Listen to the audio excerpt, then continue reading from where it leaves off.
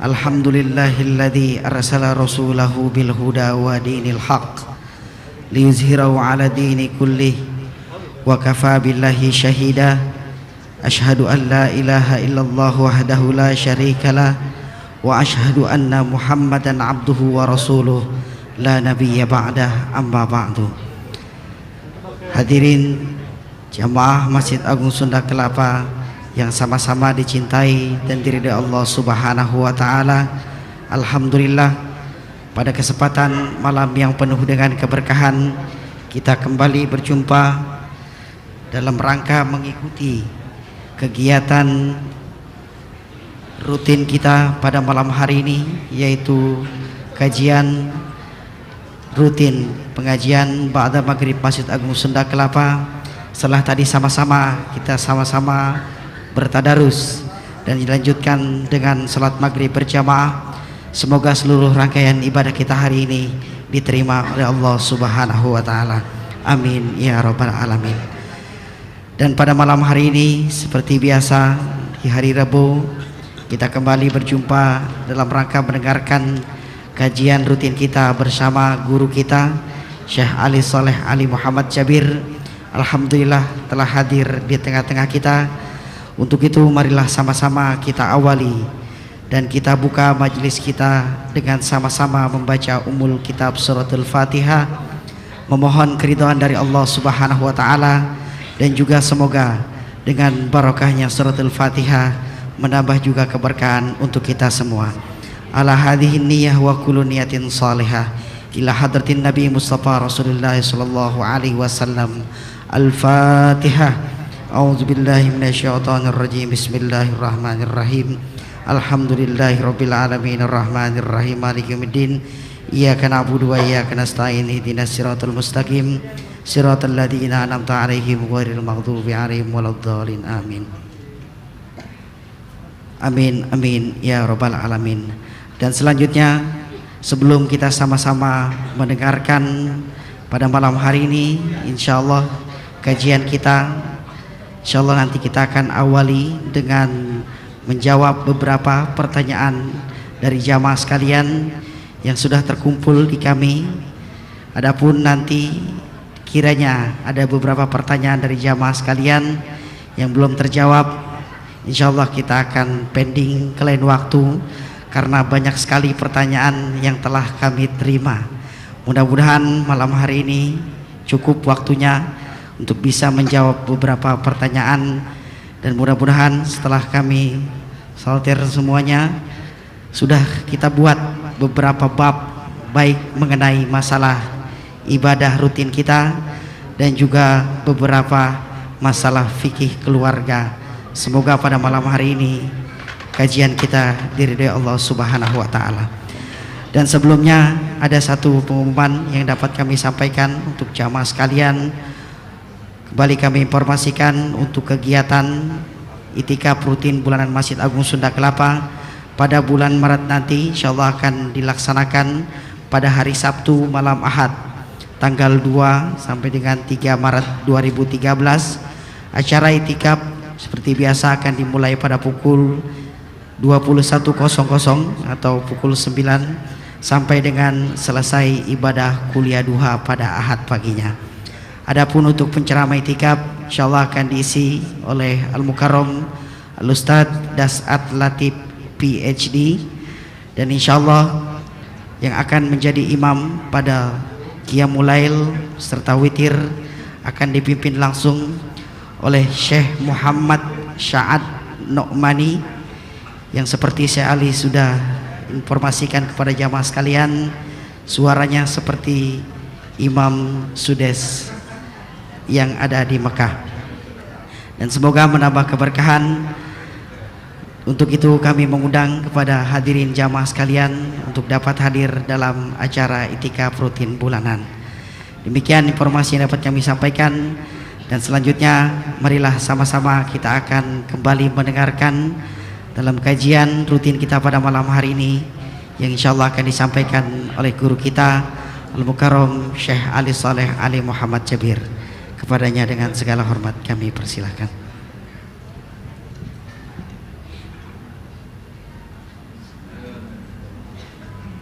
dari barusan. Bismillahirrahmanirrahim. Assalamualaikum warahmatullahi wabarakatuh. Alhamdulillahi rabbil alamin wa ashhadu an la ilaha illallah wahdahu la syarika lah waliyus salihin wa ashhadu anna sayyidana wa nabiyyana Muhammadan abdullahi wa rasuluhu sadiqul amin. Allahumma salli wa sallim wa barik ala sayyidina Muhammad wa ala alihi wa sahbihi wa man tabi'ahum bi ihsanin ila yaumiddin. Subhanaka la ilma lana illa ma 'allamtana innaka antal alimul hakim. Maha suci Allah, saya tidak mempunyai ilmu apa-apa, hanya saja apa yang diberikan oleh Allah subhanahu wa ta'ala.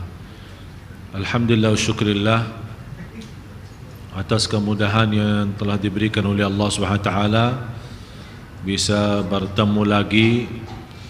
Mudah-mudahan senantiasa selalu bertemu dalam keadaan sihat walafiat. Senantiasa semua yang hadir, Bapak Ibu, mendapatkan ridha Allah subhanahu wa ta'ala. Dan sebelum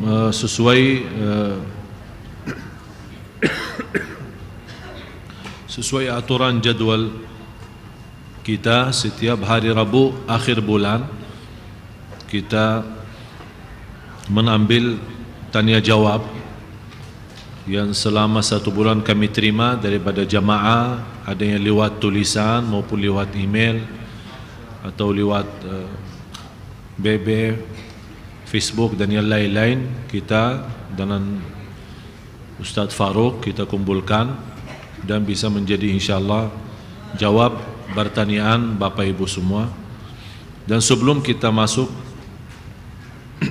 alhamdulillah dalam kesempatan Allah berikan kemudahan, walaupun keinginan saya untuk membawa tamu di bulan Ramadan, tapi habis saya sampaikan hajat dan keinginan saya kepada Sunda Kelapa. Alhamdulillah diresponi dan diterima untuk mendatangkan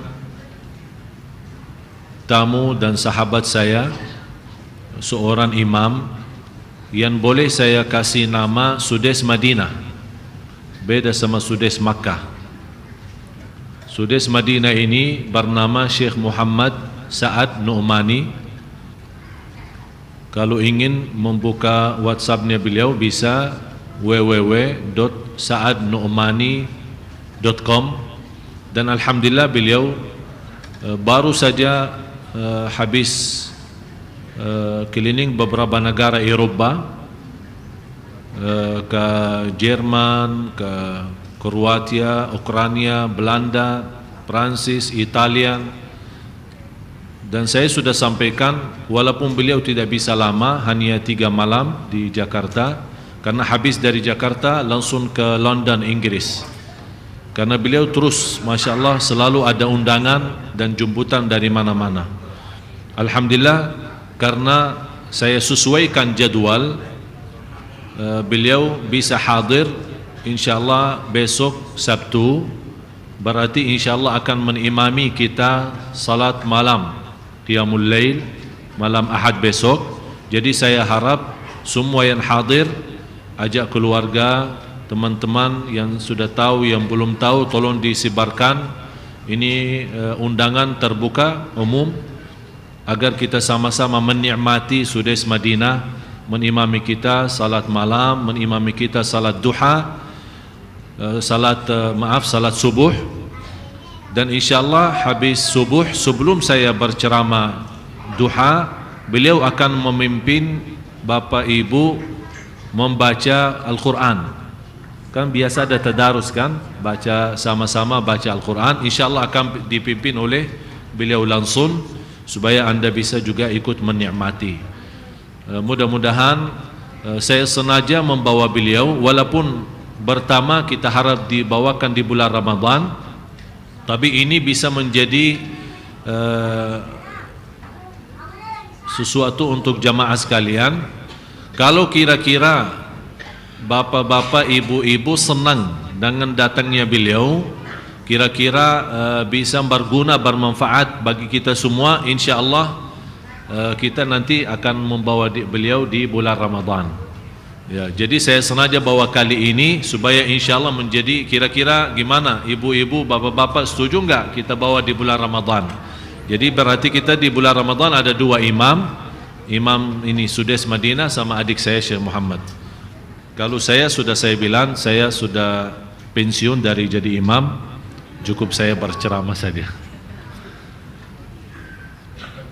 Ada satu pertanyaan, sebenarnya bukan pertanyaan, tapi satu curhat atau satu masalah yang sudah berkali-kali SMS. Dan semua biar bapak-bapak tahu, semua yang SMS saya adalah ibu-ibu. Ya. Jadi dari 100 sekian SMS dalam satu hari, ini belum BB, belum Facebook, ini hanya SMS saja ya. SMS 90%, malah 99% ibu-ibu. Jadi satu atau dua dari bapak-bapak. Ya, barangkali bapak-bapak belum tahu nomor 087 88 40 40 666. Sekalian isi pulsa ya. Terus untuk ini soalan yang datang dari ibu-ibu, khusus pas lagi ceramah, lagi di Majelis Masjid Agung Sunda Kelapa. Ada seorang ibu SMS, saya punya masalah. Ini ceritanya di Sunda Kelapa ini. Saya suka datang ceramah Syekh Ali, tapi saya hadapi satu cobaan dan satu ujian. Setiap saya duduk selalu terganggu oleh teman saya sebelah.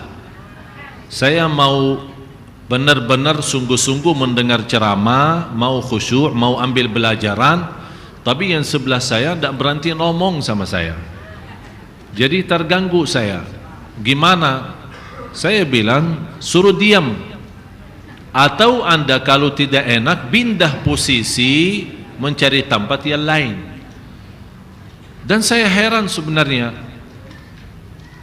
kenapa sekarang kita orang sudah tinggalin urusan. Saya sudah berkali-kali bilang jangan sia-sia majlis ta'lim kita.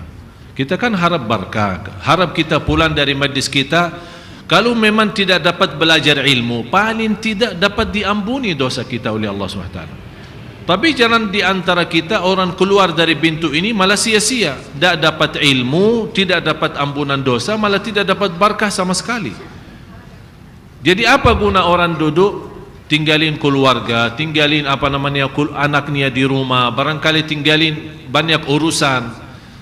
Alasannya ada yang juga punya alasan karena jam segini jam macet, jadi daripada buang waktu di jalan saya mampir. Tidak apa-apa, walaupun niatnya melarikan diri daripada macet. Tapi datang di sini jangan juga membuat macet hati. Isi hati dengan ilmu, isi hati dengan zikir. Karena selama kita duduk di majlis sambil menunggu salat, apalagi majlis kita alhamdulillah di Masjid Agung Sunda Kelapa memang antara salat sama salat, antara maghrib sama isya. Berarti Rasulullah SAW menjelaskan di hadis yang sahih, duduk menunggu antara salat sambil salat yang akan datang terhitung ibadah salat. Jadi antara maghrib sama isya itu terhitung sebagai salat. Apakah dalam salat boleh kita bicara? Kalau kita bicara gimana? Batal kan? Berarti sayang sekali. Jadi saya mohon, silahkan kalau anda lagi lapar, silahkan bagi makanan, bagi jajan, tapi ini bagian ke saya ke depan dong.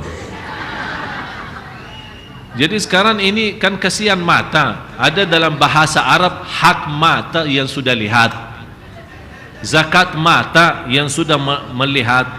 Jadi tolong kalau lagi bawa jajan, kalau tidak cukup untuk bapak-bapak, paling tidak yang penceramah saya.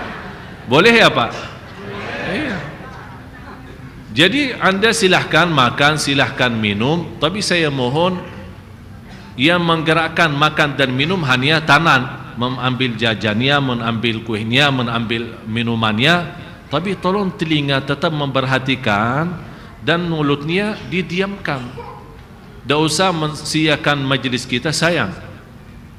Mohon maaf kita sepanjang hari, apalagi usia kita sekarang, kalau kita mau hitung muhasabah diri, usia-usia kita sudah banyak isinya dosa maksiat. Banyak. Oleh karena itu, sebelum kita bertanya kenapa Allah uji saya, bertanya sudah berapa dosa kita. Ini sebab gara-gara banyak dosa Allah uji kita. Oleh karena itu di belakang ujian itu pasti ada banyak dosa. Ujian ini bukan hukuman, jangan salah faham. Allah tidak menghukumkan kita lewat ujian. Tapi subhanallah, tanda besar kasih sayang Allah kepada kita, lewat ujian ini menghapus dosa kita yang lalu. Barangkali kita punya dosa sama orang tua kita, dan itu hal pasti. Tidak ada di antara kita, termasuk saya, tidak ada yang tidak punya dosa sama orang tua. Oleh karena itu kita datang majlis seperti ini, kita duduk, kita mendengar sami'na wa ata'na. Begitu kita mendengar, Allah ampuni dosa kita. Apa yang dosa kita sadari, ada yang kita tidak, ada yang kita lupakan, ada yang kita masih ingat. Semuanya terjamin ampunan dosa. Ini karena barakah majlis kita. Dan di ujung majlis kata Allah di hadis yang qudsi, "Ushidukum ya malaikati anni qad ghafartu lahum." Saksikan wahai malaikaku, aku telah mengampuni dosa hamba-hambaku yang duduk di majlis ilmu itu. Allah jadikan malaikat saksi. Berarti di sini janjian yang amat luar biasa dahsyatnya. Allah mengampuni dosa kita, berarti kita keluar dari majlis sudah bersih dari dosa. Begitu sepanjang hari dosa lagi, datang majlis, ikut dengan ikhlas, terbuka hati, mendengar baik-baik, tidak membuang waktu dengan kata-kata yang sia-sia. Apalagi bicara dunia. Bicara dunia di dalam masjid menghapus amal saleh kita. Sebagian ulama berkata, berbicaraan dunia di dalam masjid menghanguskan kebaikan kita. Jadi kalau kita salat terus bicara dunia, hapus pahala salat. Jadi sayang sekali. Ini yang namanya merugi. Orang punya kesempatan emas, bisa dia dalam kesempatan tidak lebih dari 1 jam pulang, tapi membawa jutaan kebaikan. Malah bisa menjadi miliaran kebaikan. Tapi dalam satu kata bisa terhangus semuanya. Kenapa? Sayang kan? Oleh karena itu harus kita betul-betul memanfaatkan rahmat Allah. Apalagi saat kita di dalam majlis, kata Rasulullah SAW, wa ghasyiyatuhumur rahmah, Allah turunkan rahmat. Kita tidak tahu di antara kita siapa yang mendapatkan rahmat itu. Ya pasti orang yang ikhlas mendengar, yang khusyuk, yang mengambil pelajaran, yang mengambil hikmah. Tidak sia sepanjang perjalanan jauh-jauh. Ada yang datang dari Bogor, ada yang datang dari Bandung. Malah saya mendengar ada yang datang dari luar daerah khusus untuk datang ceramah ini. Kenapa tapi sia-sia?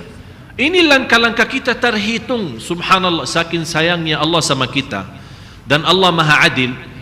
Kita datang berapa langkah? Bagi mobil, jalan kaki, bagi motor, semua terhitung sebagai langkah demi langkah. 1 langkah berikan pahala, 1 langkah dihapus dosa, 1 langkah dinaikkan darajat. 1 darajat antara bumi dan langit.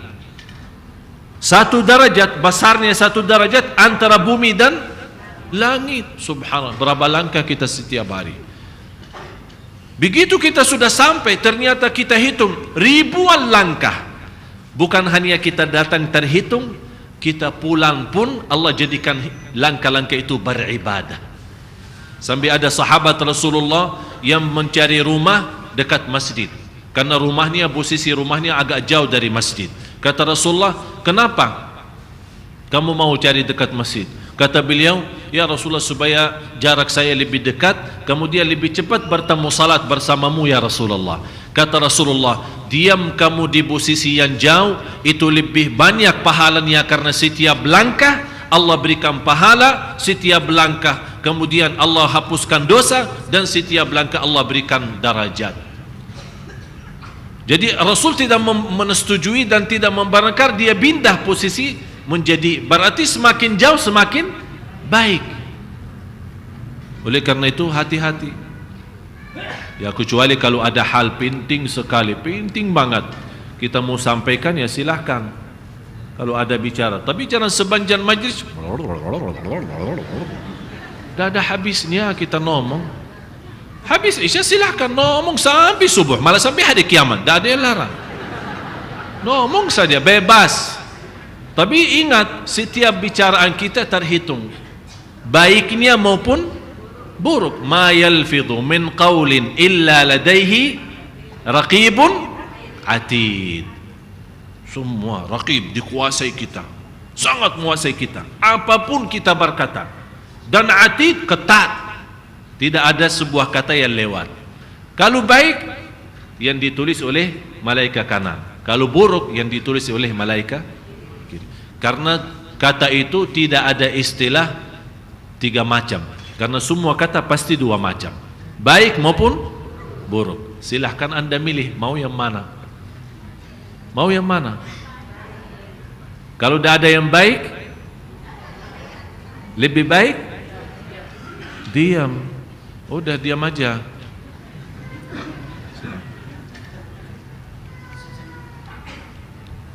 Terima kasih. Saya senang betul dengan jamaah sekalian, terutama ibu-ibu, karena begitu saya berikan nasihat, ibu-ibu mengerti apa yang saya maksud.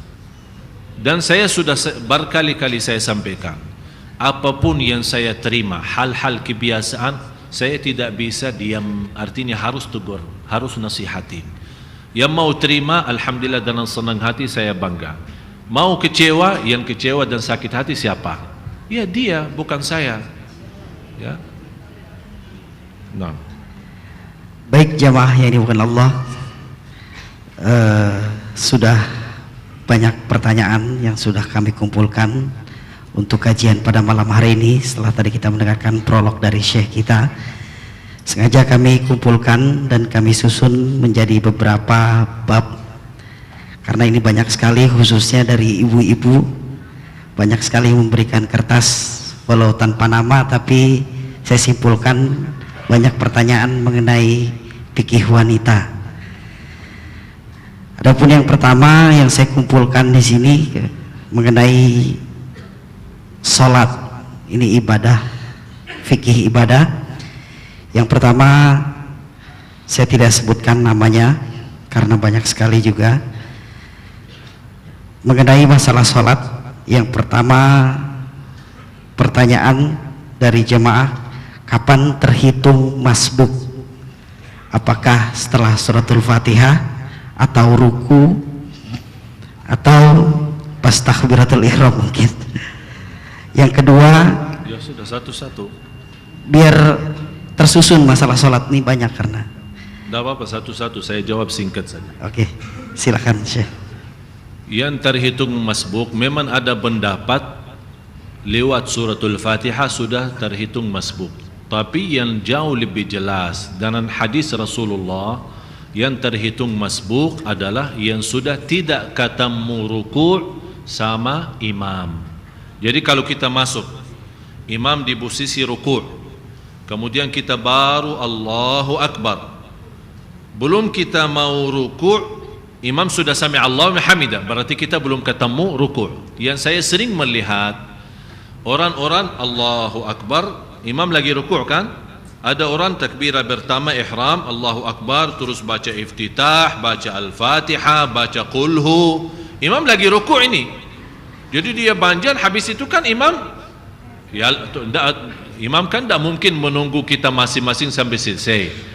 Imam langsung sami Allahu hamidah. Tapi ini karena lagi sibuk baca, begitu imam sami Allahu hamidah, malah imam mau ke sujud, malah saya lihat makmum itu dia ruku', kemudian subhanallahil azim 3 kali, santai, enak, sami Allahu hamidah, terus ikut lagi kejar imam. Itu tidak bisa. Kalau imam sudah sami Allahu hamidah, berarti kita sudah masbuk. Dan posisi imam di dalam ruku', di dalam sujud, di dalam keadaan apa saja, kewajiban kita begitu masuk kita punya 2 takbir. Ini sering terjadi juga. Ada orang imam lagi ruku', kan dia jauh dari belakang kan, lari, dia mau kejar, jalan-jalan imam berdiri dari ruku', jadi Allahu Akbar langsung ruku'. Nah, di sini ketinggalan 2 takbir. Yang semestinya Allahu Akbar takbirah ihram, namanya buka salat, masuk dalam salat. Kemudian Allahu Akbar yang kedua untuk takbirah ruku', baru bisa kita ketemu imamnya. Jadi tidak ada di antara dua takbir itu harus ada baca-baca, tidak perlu. Karena kita tidak dapat baca Al-Fatihah sama imam, cukup bacaannya imam menutupi bacaan kita. Jadi posisi imam tidak boleh anda nunggu-nunggu. Begitu anda lihat imam ruku', Allahu Akbar, Allahu Akbar, 2 kali takbir. Takbirah pertama untuk buka salat, namanya takbirah ihram. Takbirah yang kedua namanya takbirah ruku'. Kalau ketemu ruku' sama imam, berarti anda tidak masbuk. Wallahu ta'ala. Baik, pertanyaan kedua, bagaimana hukumnya melewati orang yang sedang salat? Satrul musolli, apa hukumnya? Sebenarnya batas seorang makmum atau batas seorang salat sendirian beda. Makmum, kalau ada seorang masuk terlambat atau di antara jamaah yang batal wudu'nya, kemudian dia mau keluar, terpaksa kan lewati orang kan, itu tidak mengganggu, artinya tidak membatalkan salat makmum, karena makmum jamaah adalah imam yang sudah menjadi sutrahnya atau menutupi lewatinya. Tapi yang menjadi masalah, kalau kita lagi salat sunnah, ada orang mau lewat di depan kita, kalau lebih dari batas sujud tempat sujud kita, kalau di atas tempat sujud kita bebas, boleh lewat. Tapi kalau di antara kita sama tempat sujud, tidak boleh. Tidak boleh. Misal, ini posisi sujud yang kita bicara sujud normal ya, bukan seorang sujud tapi kepalanya ke depan sana. Oh, posisi saya sujud di sini katanya. Tidak. Sujud yang ya kalau kita bicara seperti karpet kita atau sajadah kita, berarti batas kita sampai ujung sajadah. Kalau ada orang mau lewat di atas sajadah, kita boleh ya halangin dia, tidak boleh dia lewat. Sampai ada satu hadis, kalau dia mau berantem ya berantem sama dia. Tapi ini mohon maaf, bersoalan ini tidak terbiasa di Indonesia. Malah kita melihat sudah sering. Malah kata Rasulullah, lebih baik daripada memotong waktu orang lagi salat, lebih baik tunggu 40 tahun berdiri daripada lewat. Coba lihat, lebih baik tunggu 40 tahun berdiri. Orangnya artinya kalau orang lagi salat 40 tahun belum selesai, tetap kita tunggu sampai dia selesai. Tapi alhamdulillah saya lihat kalau masjid kita besar seperti masjid ini ya, ada orang mau lewat depan orang salat, padahal bisa lewat kanan, lewat kiri, lewat mana saja bisa. Kenapa harus maksa-maksa mau lewat depan, seolah-olah menyakiti? Nggak, anak mau lewat dari sini. Kenapa? Yang kedua, ada salah juga orang yang salat. Orang yang salat mohon diposisikan tempatnya. Jadi ada orang salatnya tapi di depan pintu, terus ada setiap orang mau lewat, itu kan tidak boleh. Yang salah di sini siapa? Bukan orang yang lewat, orang yang salat, karena memang dia berdiri di tempat orang jalan. Jadi harus kita juga orang-orang yang salat posisikan tempatnya. Kalau orang datang di saf pertama, itu sunnah Rasul, bukan sunnah Rasul, sunnah sahabat. Kalau habis salat fardu, kenapa sahabat suka pindah posisi salat sunnah? Ada yang maju, ada yang ke depan, ada yang ke belakang, kanan kiri, untuk mencari banyak saksi baik. Jadi karena tanah ini kan menjadi bicara nanti di hari kiamat. Jadi mereka sengaja kalau salat fardu di sini, udah salat sunnah di sana, salat sunnah ke sana. Jadi suka pindah-pindah agar mencari banyak saksi. Tapi kalau saat anda pindah, tolong jangan salat sunnah di depan pintu atau pas dekat tangga. Jadi orang mau lewat, kita malah larang kita orang lewat. Itu jadi harus diposisikan. Tapi kalau ada orang salat di saf pertama, tetap ada orang mau lewat, kita berhak untuk larang dia, halangin dia. Tidak boleh lewat. Dan juga tolong perhatiin yang lewat siapa. Kalau orang yang lewat wanita, jadi saat kita menghalangi dia, jangan ke atas ya, agak ke bawah sedikit ya. Bahaya kalau ke atas. Faham nggak? Ya. Kalau laki-laki kan kena dadahnya, tapi kalau perempuan, jadi harus kita sesuaikan posisi kita. Wallahu a'lam. Memang ada larangan ya. Ada larangan sama Rasulullah SAW menjelaskan lebih baik kita tunggu 40 tahun daripada melewati orang salat. Malah kata Rasulullah, orang yang maksa-maksa mau lewat di depan orang salat, kata Rasulullah, bersama dia ada syaitan, jangan kasih dia lewat. Subhanallah. Baik jamaah, pertanyaan selanjutnya, apakah yang lebih utama salat tahiyatul masjid atau salat sunnah qobliyah setelah azan?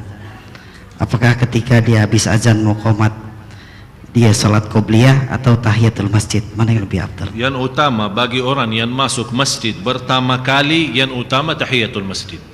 Dan boleh 2 in 1.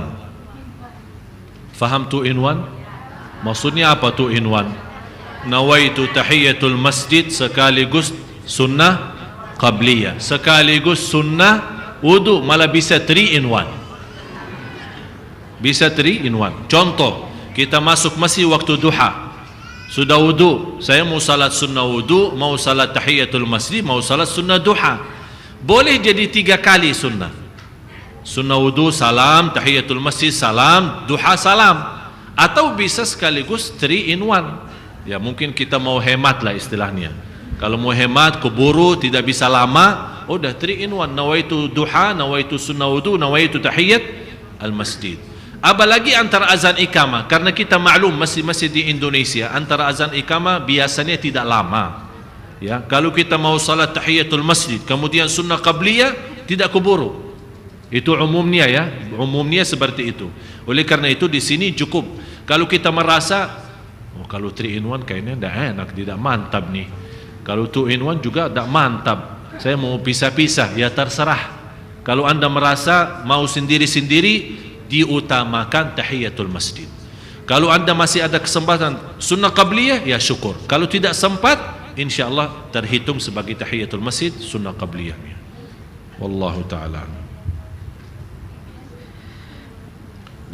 Tolong ibu-ibu, bapak-bapak, jawab pertanyaan kami, insyaallah akan menjadi banyak manfaat bagi anda semua. Karena selama ini banyak orang tidak sempat mendapatkan tanya jawab, tapi ini betul-betul menjadi ilmu. Jadi saya menjawab insyaallah dengan jelas dan titik supaya bapak ibu mengerti. Jadi mohon perhatian kalau ada pertanyaan yang penting untuk ibadah kita, tolong perhatiin jawabannya supaya ini bisa menjadi ilmu bagi kita. Amin ya rabbal alamin. Amin ya rabbal alamin. Dan selanjutnya mengenai imam, bagaimana kita sholat di belakang imam yang imamnya bacaannya tidak benar panjang pendeknya, dan juga bagaimana seorang imam dia adalah mantan pezina, apakah sah makmumnya dalam salat jamaah? Yang pertama apa, imamnya kenapa? Imamnya bacaannya tidak benar panjang pendeknya, tajwidnya ngelantur. Ini sebenarnya salah satu masalah di Indonesia, dan alhamdulillah kita lihat di Masjid Agung Sunda Kelapa sudah mengatasi masalah ini. Dan keputusan tidak boleh seorang di Sunda Kelapa jadi imam kecuali sudah hafiz. Dan alhamdulillah rata-rata imam kita sudah bukan hanya hafiz Quran, tapi bacaannya juga cukup bagus lah, ya, cukup bagus, bisa memimpin kita dalam salat. Tapi yang terjadi di tempat lain, khususnya musalla-musalla, apalagi di kampung-kampung, ini memang masalah. Malah ada orang sudah tahu diri tidak bisa baca benar, tapi maksa-maksa mau jadi imam. Malah seorang ketemu di salah satu kampung minta, tolong Syekh doakan supaya saya jadi imam. Saya bilang, mau buat apa? Saya tidak mau doakan supaya jadi imam, tapi saya doakan supaya insyaallah lancar menghafal Al-Quran. Ternyata ada seorang bacaannya tidak benar, malah suaranya membuat sakit kepala, tapi tetap mau jadi imam. Sampai ada seorang, kalau memang suara saya tidak enak, tetap saya mau jadi imam biarpun salat zuhur asar tidak ada suara. Jadi tetap mau jadi imam biarpun zuhur asar, yang namanya salat sirriyah. Ini hal sebenarnya kembali dari sisi pendidikan, ya. Jadi harus ada sepakatan dari setiap masjid, karena dari pemerintahan atau departemen agama tidak mampu menguasai semua masjid. Kalau misal kita di Madinah, Tidak ada istilahnya sembarangan imam, tidak ada di Madinah. Di sana ada aturan. Biarpun ada orang bangun masjid pribadi, tetap ikut aturan kerajaan di sana. Imam harus hafal sekian juz. Kalau masjid besar 30 juz. Kalau masjid biasa 15 juz. Dites hafalannya, dites bacaannya. Jadi ada istilahnya sertifikat. Kalau dia sudah punya sertifikat, dia boleh maju jadi imam. Kalau di Indonesia mungkin alasannya masyarakat banyak, masih musalla di mana-mana, agak keberatan kalau kita bilang departemen agama harus menguasai semua dan mengkontrol semua, agak sulit. Oleh karena itu ini kembali kepada masjid masing-masing, musalla masing-masing, harus mereka bersepakat, bermusyawarah, rapat, memilih seorang imam yang kira-kira yang terbaik di antara yang ada. Ya, kalau memang semuanya tidak hafal, ya kira-kira siapa yang terbaik dalam sisi bacaan, walaupun tidak hafal banyak. Karena Rasulullah SAW di sini bersabda, ya ummun nasa aqra'uhum li kitabillah, yang boleh jadi imam yang paling baik bacaannya, bukan banyak hafalan. Ada orang banyak hafalan tapi bacaannya tidak benar. Jadi harus memperhatikan sisi bacaannya. Yang kedua, seorang imam yang jadi imam tapi sebagaimana pertanyaan tadi, dia mantan laku zina atau berlaku hal-hal yang tidak baik, sebenarnya itu dinamakan dalam fikih namanya imam menimami seorang fasik. Apakah boleh kita makmum di belakang imam fasik? Itu namanya dalam fikih, namanya imam fasik. Maksudnya fasik apa? Punya dosa besar. Dia lagi lakukan atau mantan, pokoknya dia termasuk punya dosa besar. Ini dalam hal ada yang tidak dibenarkan oleh ulama, ada yang membenarkan, tapi menurut saya boleh kalau dia imam bagus bacaannya, banyak hafalannya, biarpun dia masih punya dosa besar, boleh dia jadi imam. Dasarnya apa? Hadis Rasulullah sallallahu alaihi wasallam, kalau diimami seorang fasik, kalau dia salatnya baik, kita dapat yang baik. Kalau salatnya tidak diterima, kita diterima salat kita oleh Allah SWT.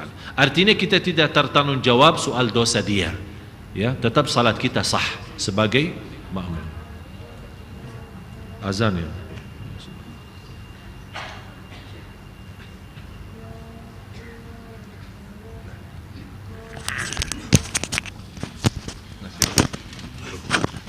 Allahumma salli ala sayyidina Muhammad wa ala sayyidina Muhammad.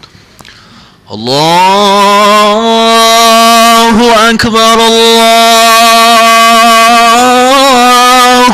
akbar, Allahu akbar, Allahu akbar. أشهد أن لا إله إلا الله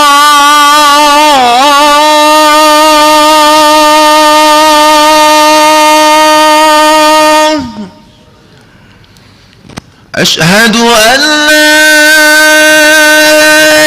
إله إلا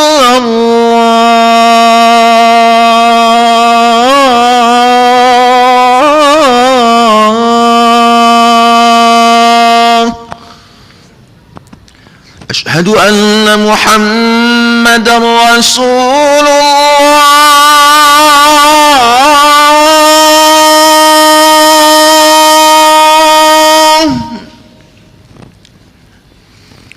أشهد أن محمدا رسول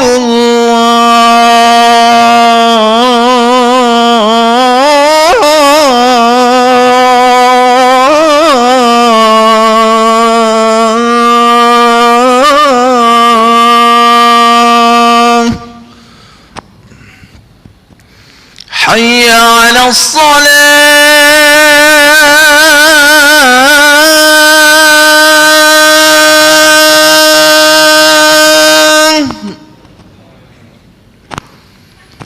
حي على الصلاة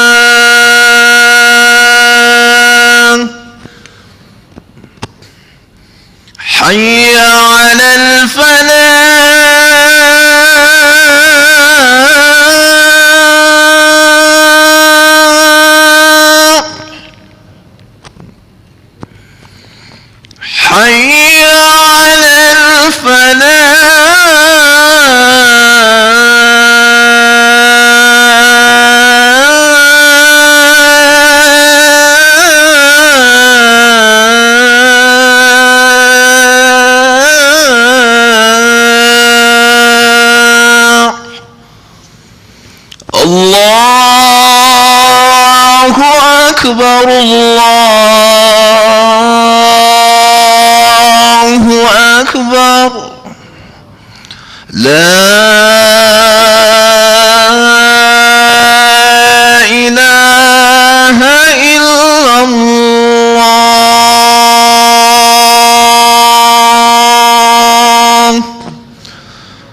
لا إله إلا الله محمد رسول الله صلى الله عليه وسلم اللهم رب هذه الدعوة التامة والصلاة القائمة آت سيدنا محمد الوسيلة والفضيلة والشرف والدرجة العالية الرفيعة وبعث مقاما محمودا الذي وعدته إنك لا تخلف الميعاد. الحمد لله. اللهم صل على سيدنا محمد وعلى آل سيدنا محمد. Jadi Bapak Ibu, memang di dalam fikih itu dinamakan imam fasik. Itu sudah disebut. Kalau disebut kata imam fasik berarti dia imam kan? Berarti dia imam. Tapi kalau istilah imam mantan zina atau mantan mabuk, suka minuman keras, istilah kata mantan itu berarti dosa lalu. Dan kalau dia memang taubatan nasuha, Allah Subhanahu wa taala mengampuni dosa sebagaimana bersabda Rasulullah SAW, "Wat taubatu tajubbu ma qablaha." Taubat yang benar Allah ampuni dosa yang sebelumnya. Jadi tidak boleh kita hukumkan orang atas latar belakangnya atau dosa lalunya, tidak boleh. Harus kita juga menjadi orang yang adil terhadap manusia. Kalau dia memang berbuat kesalahan dan dosa besar, kita semua tidak terlepas dari salah dan dosa.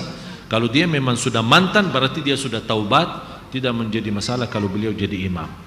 Tapi kalau dia masih berlaku dosa maksiat, menurut saya lebih baik imamnya sendiri dia mundurkan diri daripada membuat jamaah tidak senang. Karena Rasulullah SAW juga melaknati seorang imam yang dia imam tapi makmum tidak senang dengan imam itu. Maksudnya posisi makmum tidak senang, tapi bukan tidak senang karena alasannya apa gitu, bukan. Tapi tidak senang karena memang imam itu seorang berlaku dosa besar. Tapi bukan tidak senang, anda tidak senang imam ini karena bacaannya gimana. Saya tidak senang imamnya karena dia orang mana, saya orang mana. Itu tidak boleh, itu alasan duniawi. Tapi kalau ada alasan islami, syar'i, menurut fikih, lebih baik imam itu harus memposisikan diri. Kecuali kalau dia melihat, kalau dia tetap menjadi imam, mudah-mudahan Allah bukakan hatinya, bisa lama-lama malu dan taubatan nasuha, tidak apa-apa. Kita kasih kesempatan supaya kita juga sama-sama diampuni Allah Subhanahu wa taala.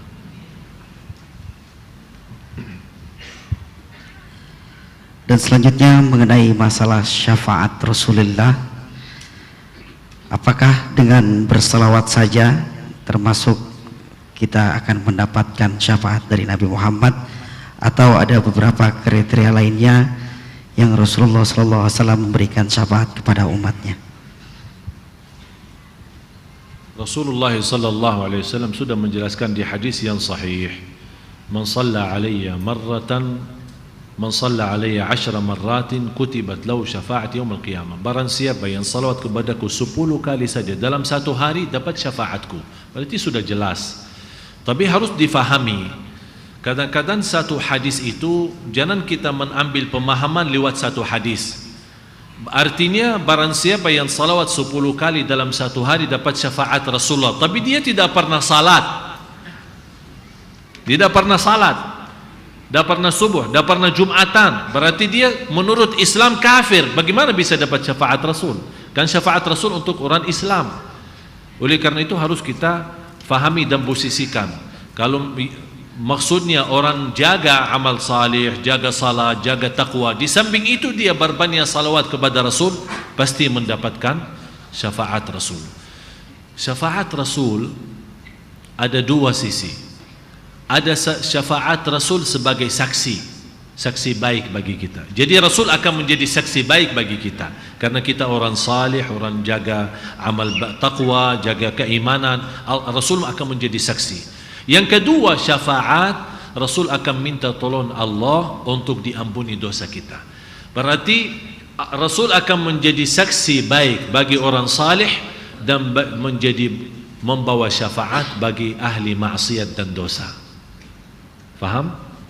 Jadi berbanyak salawat itu menjaminkan syafaat Rasul. Yang dimaksud di sini syafaat Rasul lewat berbanyak salawat adalah diampuni dosa kita. Sebagaimana ulama menjelaskan, ada 40 manfaat daripada salawat. Ada 40 macam manfaat daripada salawat kepada Rasul. Di antaranya ampunan dosa kita. Dan kita semua membutuhkan syafaat Rasul. Dan macam syafaat banyak. Rasul mensyafaatkan semua orang muslim dan orang kafir, semua umat Nabi maupun umat yang terdahulu. Itu namanya syafaatul kubra, syafaat yang paling besar. Nanti di hari kiamat, karena mereka sudah berdiri 50.000 tahun, mereka merasa sudah lelah, tidak merasa mampu sabar menghadapi hisab. Belum hisab ini sudah mereka merasa tersiksa 50.000 tahun berdiri. Oleh karena itu mereka lari kepada para nabi, datang kepada Nabi Adam. Nabi Adam menjawab, diri sendiri saya tidak bisa bantu. Datang kepada Nabi Ibrahim, larinya kepada Nabi Nuh, kepada Nabi Isa alaihissalam, kepada Nabi Musa. Semua tidak ada yang bisa bantu. Sampai akhirnya seluruh umat manusia, sejak umat yang dulu sama sekarang, larinya kepada Nabi Muhammad, ya Rasulullah, tolong bantulah kami supaya Allah mulai hisab, karena kita sudah capek berdiri 50.000 tahun.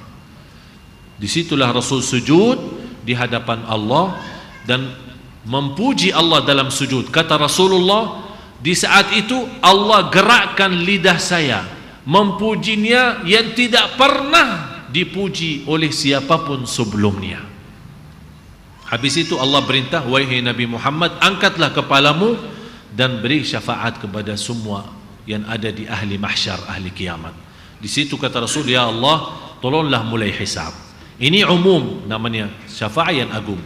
Ada syafaat lagi yang Rasul minta tolong Allah memaafkan sebagian ahli neraka yang masuk surga. Ada sebagian dari umatnya yang dihukum masuk neraka. Jadi Rasul minta tolong Allah, namanya syafaat, pindah dari neraka masuk surga. Ada syafaat ahli surga sendiri. Ahli surga yang ada di posisi bawah disyafaatkan oleh Rasul, dinaikkan posisinya.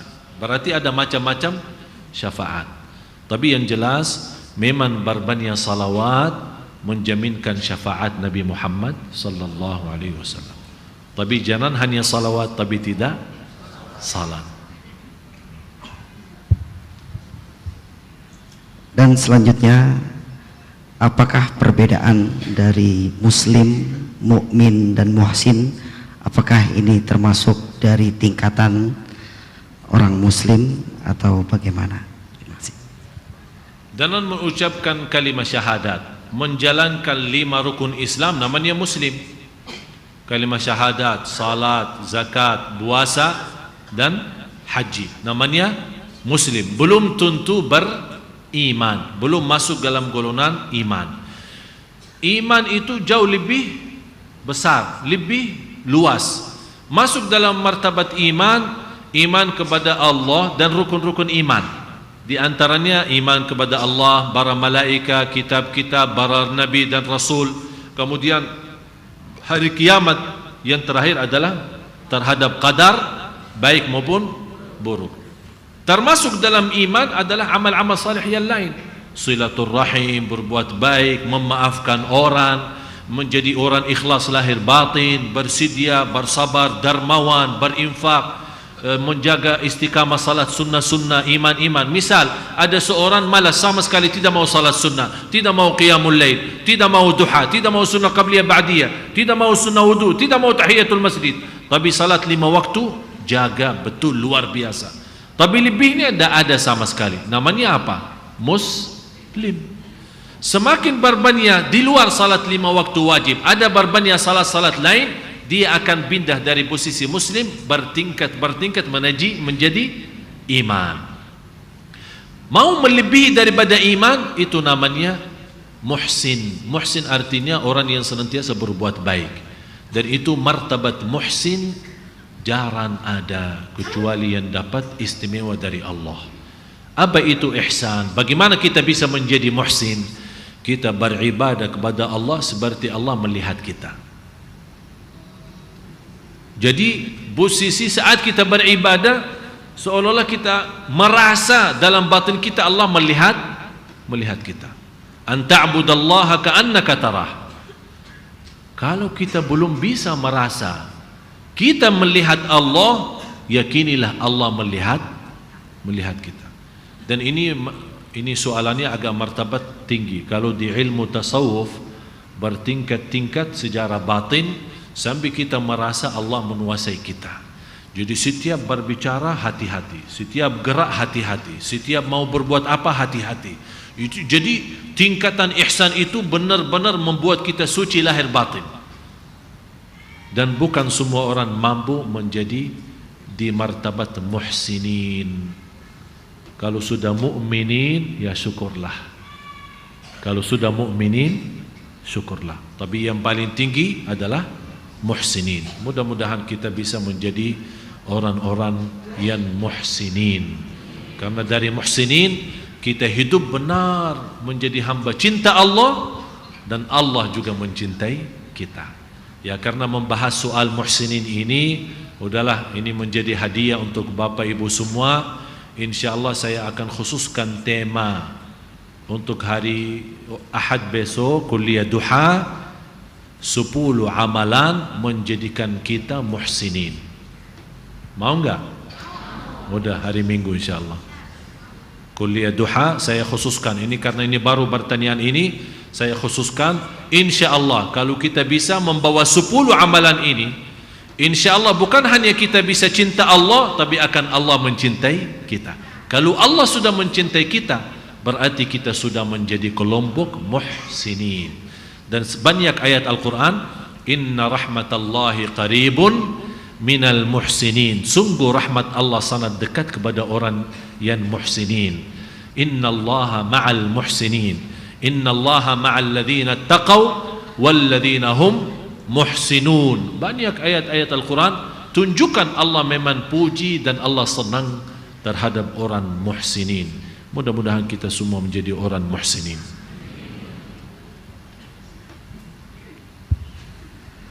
Baik jamaah sekalian, dan selanjutnya pertanyaan mengenai tabir mimpi yang ini ditulis sekitar 4 halaman mimpinya, sehingga mungkin setelah saya intisarikan apabila kurang yang bertanya mungkin nanti bertanya kembali khusus bersama saya Ali. Intinya ada kisah hamba Allah yang dahulunya dia selalu mudah melaksanakan atau melakukan maksiat, berangkat ke diskotik atau ke tempat itu gampang. Selanjutnya dia bertaubat, dia selalu beristighfar, dia beribadah, dia berpuasa, dia tahajud, dia giatul Quran. Dan pada suatu malam dia bermimpi di dalam mimpinya dia melihat awan dan juga melihat kehidupan dan juga melihat beberapa temannya yang selama kemarin dia melakukan maksiat, teman-temannya pun melakukan maksiat itu. Dalam mimpinya teman-temannya terlihat olehnya terbakar. Ya, di sekelilingnya tempatnya mengeluarkan api sehingga dia mendapatkan iktibar untuk dia sendiri. Apakah ini sebagai iktibar buat dia? Karena yang dia tahu temannya belum bertaubat, masih melaksanakan kemaksiatan dan masih mudah untuk melaksanakan kemaksiatan itu. Pertanyaannya adalah apakah ini merupakan iktibar untuk dia dan dia ingin memberitahukan ke temannya apakah boleh? Dan selanjutnya apakah juga ini bisa menjadikan mimpi keajaiban untuk dia atau hanya mimpi biasa atau peringatan? Dan mungkin pertanyaan ini yang terakhir ya, karena waktu kita sudah sejam. Masih banyak, ada juga mengenai fikih keluarga yang mungkin banyak prolognya tentang masalah permasalahan suami istri yang di bawahnya sudah mengikhlaskan aibnya dibuka di tempat kita semua. Kami persilakan Syekh Ali untuk menutup dengan menjawab tentang tabir mimpi ini. Terima kasih. Bapak Ibu jamaah sekalian, ingat satu hal,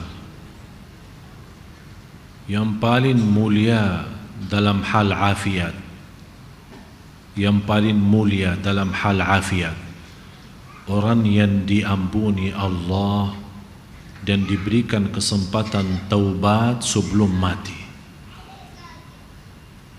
Yang paling tinggi dalam hal afiat, yang kita selalu mendengar doa Allahumma inni as'aluka al-'afwa wal-'afiyah, itu yang dimaksud afiat itu orang diberikan oleh Allah kesempatan taubat sebelum menghadapi kematian. Jangan sampai kita orang menjadi i'tibar bagi orang lain. Itu buruk. Seburuk hamba Allah yang Allah jadikan i'tibar dan belajaran bagi orang lain. Artinya apa? Karena dia masih dosa maksiat, Allah celakaan dia dibanding orang lain. Berarti gara-gara dia orang lain kawannya sadar dan taubat. Berarti yang jadi korban di sini i'tibar siapa?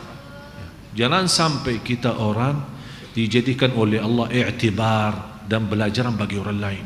Na'udzubillah. Yang semestinya kita menjadi contoh baik dan menjadi belajaran baik bagi orang lain, yang membuat orang lain semangat untuk beribadah. Oleh karena itu harus kita orang berbanyak taubat kepada Allah. Berbanyak taubat. Dosa sembunyi, dosa rahasia, dosa besar, dosa kecil. Dosa kita tidak tahu kapan saatnya kita menghadapi kematian. Jangan sampai kita menghadapi kematian tapi kita belum taubat dari dosa itu. Karena na'udzubillah, orang yang meninggal dunia masih memiliki dosa maksiat, apalagi dosa itu besar, belum dia sampai taubat kepada Allah Subhanahu wa taala, bisa menjadi ancaman. Ada seorang wanita pernah bermimpi. Mohon maaf, dia sepertinya kebiasaan berlaku zina. Dia pernah mimpi dan melihat dalam mimpi itu naik satu mobil, kemudian dengan keluarganya, kemudian naik gunung. Tiba-tiba pas menuju ke puncaknya gunung itu, terbalik mobil itu. Terbalik dan tiba-tiba merasa habis dia terbalik, sepertinya pingsan. Baru sadar, tapi sadar dia merasa, begitu dia sadar malah dia melihat dirinya dalam kubur. Dan di situ dia melihat keluar api dari mulutnya dan keluar api dari bawah. Api yang keluar. Dia sepertinya kaget lewat mimpi itu. Dia bertanya. Saya sampaikan kepada ibu itu, ibu, saya tidak kenal anda dari mana dan tidak kenal siapa anda, tapi ibu ittaqillah, bertakwa kepada Allah, karena kamu masih suka berbuat zina. Di situ dia nangis. Saya bilang segera bertaubat, karena ini menjadi ancaman bagimu nanti disiksa kubur. Na'udzubillah. Oleh karena itu Bapak Ibu, semua kita punya dosa. Allah Maha tahu dosa kita, besar maupun kecil, sembunyi maupun. Bisa kita menutupi dosa kita dari orang, tapi kita lupa menutupi dosa kita dari Allah Subhanahu wa taala, dan tidak akan bisa menutupi dosa kita. Dan disitulah maha kasih sayangnya Allah. Allah masih, berapapun dosa kita, selama kita masih beristighfar dan taubatan nasuh, akan Allah ampuni. Jangan sampai kita mati belum taubat. Rasulullah SAW bersabda, semua turunan anak Adam, semua anak Adam bersalah, berdosa. Tapi sebaik-baik antara yang salah, yang taubatan nasuha, taubat yang benar. Setiap malam kita taubat lewat istighfar. Jangan sampai kita menjadi i'tibar bagi orang lain. Bisa kita lupa, Tapi kullu dzalika fi kitabin 'inda rabbi la yadhillu rabbi wa la yansa. Semua tertulis di kitab Allah, semua tertulis di buku amal, tidak ada yang bisa dilupakan oleh Allah Subhanahu wa taala. Oleh karena itu kita malu kalau kita menghadapi Allah masih ada dosa dan maksiat kita. Alhamdulillah, syukur masih salat kita bisa mendapatkan ampunan, zikir kita bisa mendapatkan ampunan, majlis ta'lim seperti ini kita bisa mendapatkan ampunan. Oleh karena itu jamaah sekalian, saya nasihatin anda semua, masih anda punya kesempatan untuk berbanyak amal saleh sebelum kita menghadapi kematian. Sungguh kita tidak tahu, bisa jadi saat kita punya syahwat itu cuma sekali saya dosa, bisa jadi kita berkata ini yang terakhir saya janji, tapi yang terakhir itu datangnya malaikatul maut saat kita dosa. Ternyata memang yang terakhir, tapi juga yang terakhir kita pisah dari dunia. Disitulah kita dapat na'udzubillah su'ul khatimah. Mudah-mudahan diselamatkan oleh Allah. Setinggi-tinggi afiat orang yang Allah berikan kesempatan untuk taubat. Dan seandainya kita sudah merasa diri sudah punya salah, punya maksiat, jangan sampai anda suka menceritakan ke orang lain atau anda bangga terhadap pelaku dosa itu. Ada seorang, apalagi khusus pemuda-pemuda, begitu dia ketemu temannya, dia dengan rasa bangga, saya kemarin kerjain pacar gue. Kok bisa bahasanya seperti itu?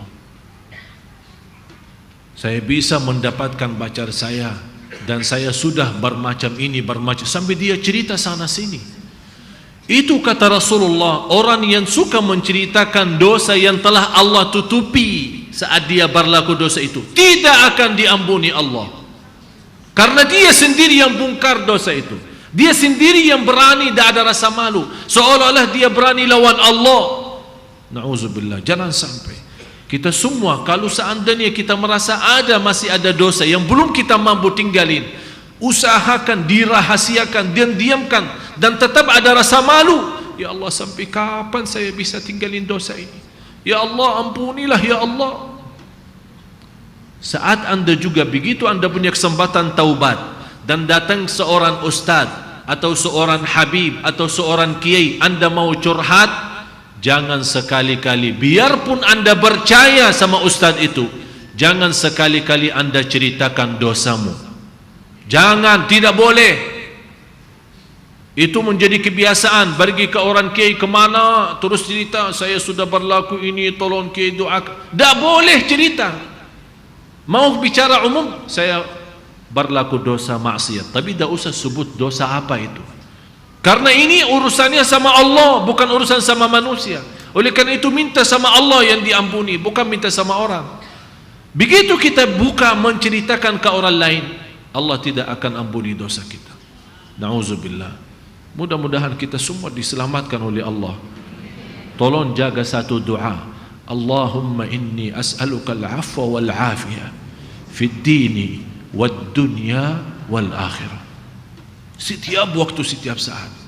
Allahumma inni as'aluka al-'afwa wal-'afiyah fid dini wad dunya wal akhirah. Semoga Allah Subhanahu wa taala benar-benar memberikan kepada kita afu, pemaafan dan afiat, yang selamat dari dosa dan maksiat, apalagi dosa yang besar. Mudah-mudahan semua diampuni Allah Subhanahu wa taala. Marilah kita sama-sama berdoa. Apalagi habis azan menunggu iqamat dan kita salat sama-sama, salat berjamaah. Marilah kita angkat tangan, bukakan hati kita dengan kekhusyuan, dengan kerindahan. Tunjukkan hajat kita kepada Allah. Tunjukkan kepada Allah, memang kita malu ya Allah, dosa maksiat kita terlalu banyak, tapi kita masih Allah menggantungkan diri kami ya Allah terhadap rahmat-Mu ya Allah, karena kami tidak pernah mau putus asa dari rahmat Allah Subhanahu wa taala. Mudah-mudahan dengan doa kita yang tulus dan ikhlas, Allah Maha mendengar dan Allah Maha melihat, menijabah dan mengampuni segala dosa kita. Amin ya rabbal alamin. Bismillahirrahmanirrahim. Alhamdulillahirabbil alamin. Allahumma salli ala sayyidina Muhammad وعلى آل سيدنا محمد. يا الله يا رحمن الدنيا والآخرة ورحيمهم، نسألك العفو والعافية في الدين والدنيا والآخرة. اللهم إنا نسألك العفو والعافية في الدين والدنيا والآخرة.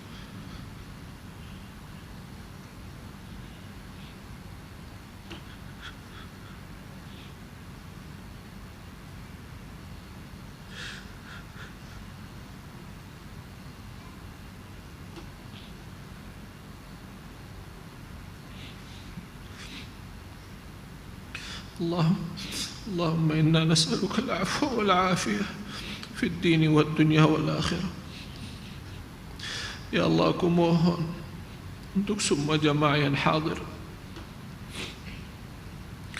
pulang masing-masing ke rumahnya mendapatkan segala ampunan-Mu ya Allah.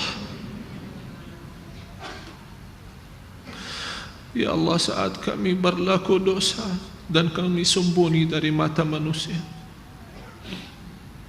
kami tidak sadar Engkau maha melihat dan maha mendengar, tapi Engkau tetap memaafkan kami, menutupi dosa kami. Engkau tidak membuka dosa kami saat kami berlaku dosa dan maksiat, karena Engkau saat menghukumkan kami membuka dosa kami di hadapan mata orang, pasti akan kami malu ya Allah. Ya Allah, saat kami berdosa maksiat Engkau menutupi dosa kami. Inilah saatnya kami mohon ampun, ampunilah kami. Ampuni segala dosa kami, dosa besar maupun kecil, dosa terang-terangan maupun sembunyi, dosa durhaka sama orang tua kami, dosa sama diri kami, dosa sama suami kami, dosa sama istri kami, dosa sama keluarga kami. Ya Allah, ampuni segala dosa kami. Karena ya Allah, dosa ini menjadi beban bagi kami nanti di hari kiamat. Karena kami takut menghadapi kematian masih belum dapat ampunan dosa. Ya Arhamar Rahimin, ya Allah, walaupun dosa kami sebesar gunung-gunung, tapi rahmat-Mu ya Allah bagi kami jauh lebih besar dan lebih tinggi ya Allah. Rahmatilah kami ya Allah, pimpinlah kami ya Allah. Karena ya Allah, ternyata kami kalah lawan hawa nafsu kami, lawan syahwat kami. Ya Allah, berikan kepada kami kekuatan sabar lawan hawa nafsu kami. Ya Allah, bukakan bagi kami pintu taubat ya Allah. Bukakan bagi kami pintu taubat ya Allah. Taubatan nasuha yang mengampuni segala dosa kami. Taubatan nasuha yang menerima amal ibadah kami. Taubatan nasuha yang menyelamatkan kami dari siksa neraka jahannam. Taubatan nasuha yang menjaminkan kami masuk surga-Mu ya Allah. Ya Arhamar Rahimin, ya Allah, Engkau maha tahu isi hati kami, isi hati bapa ibu ya Allah yang hadir. Engkau maha tahu dosa kami. Aku mohon ya Allah untuk semua yang hadir, sucikan hatinya ya Allah, bersihkan jiwanya.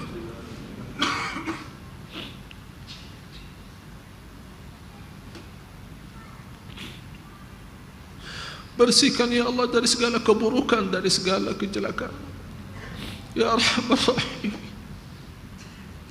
ya Allah, pimpinlah kami agar kami bisa menjadi hamba-Mu yang muhsinin, hamba-Mu yang muhsinin, dan menghadapi kematian dan meninggal dunia dalam keadaan husnul khatimah ya Allah.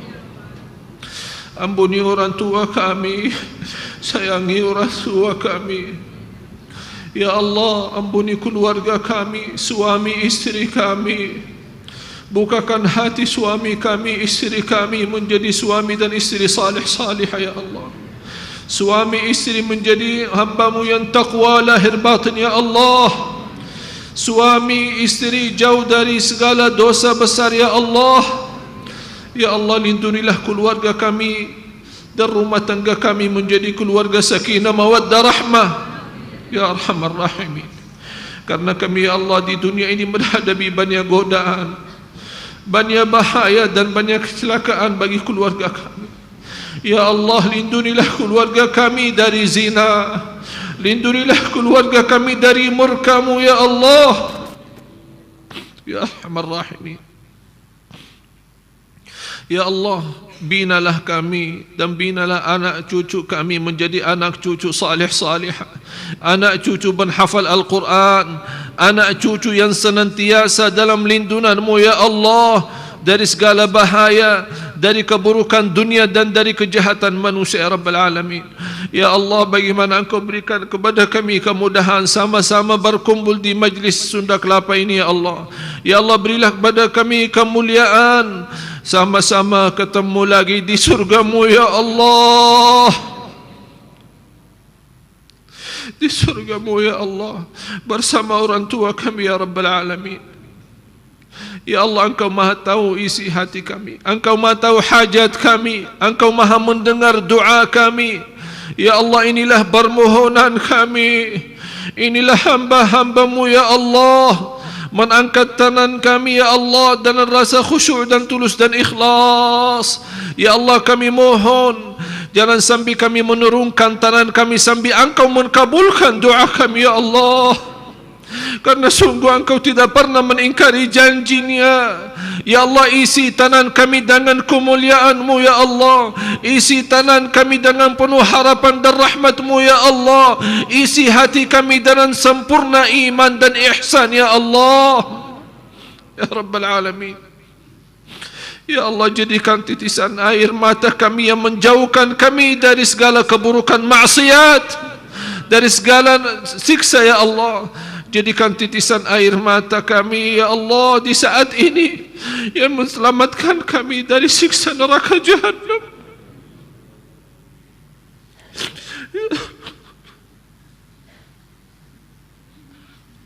Ya Rahman, ya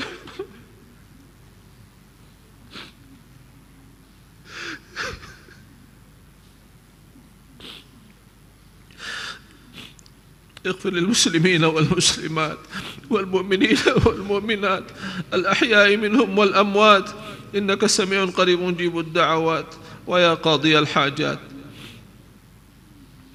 Ya Allah, jadikan kami di ujung hayat kami hamba-hamba-Mu yang senantiasa dipanggil oleh malaikat, ya ayyatuhan nafsul mutmainnah, ya ayyatuhan nafsul mutmainnah, ارجعي إلى ربك راضية مرضية فادخلي في عبادي وادخلي جنتي. ربنا آتنا في الدنيا حسنة وفي الآخرة حسنة وقنا عذاب النار. Ya Allah, inilah doa kami, kami mohon diijabah, kami mohon diterima, karena kami tidak punya Allah selain Engkau yang maha baik. Kami tidak punya Allah selain Engkau yang maha Rahman Rahim. Kami tidak bisa melarikan kami selain kepada Engkau ya Allah. Ya Allah, kami senantiasa beristighfar dan bertaubat. Sama-sama astaghfirullah wa atubu ilaih. Ingat dosa maksiat, astaghfirullah wa atubu ilaih, astaghfirullah wa atubu ilaih, astaghfirullah wa atubu ilaih. Wa sallallahu ala sayyidina wa nabiyina Muhammad wa ala alihi wa sahbihi wa baraka wa sallam bifadli subhana rabbika rabbil izzati amma yasifun wa salamun ala al-mursalin walhamdulillahi rabbil alamin. سبحانك اللهم وبحمدك أشهد أن لا إله إلا أنت أستغفرك وأتوب إليك. السلام عليكم ورحمة الله وبركاته. Waalaikumsalam warahmatullahi wabarakatuh. Alhamdulillah Rabbil Alamin. Demikianlah jamaah yang dimuliakan Allah, kajian kita pada malam hari ini. Semoga dengan sesi menjawab pertanyaan dari jamaah sekalian bermanfaat untuk kita semua, dan semoga menjadikan bagi yang sudah mengetahui, kita diingatkan kembali dengan beberapa pertanyaan dari teman-teman kita dan bagi yang belum tahu mungkin sebagai pertimbangan dan ilmu yang bermanfaat dari Allah Subhanahu wa taala. Dan juga kami mohon maaf kepada jamaah sekalian yang belum sempat kita baca pertanyaannya, dan mungkin di pertemuan Rabu di akhir bulan depan insyaallah kita akan kembali bacakan. Dan sebagai penutup, marilah sama-sama kita akhiri dan kita tutup majelis kita dengan sama-sama baca alhamdulillahirabbil alamin. Wassalamualaikum warahmatullahi wabarakatuh.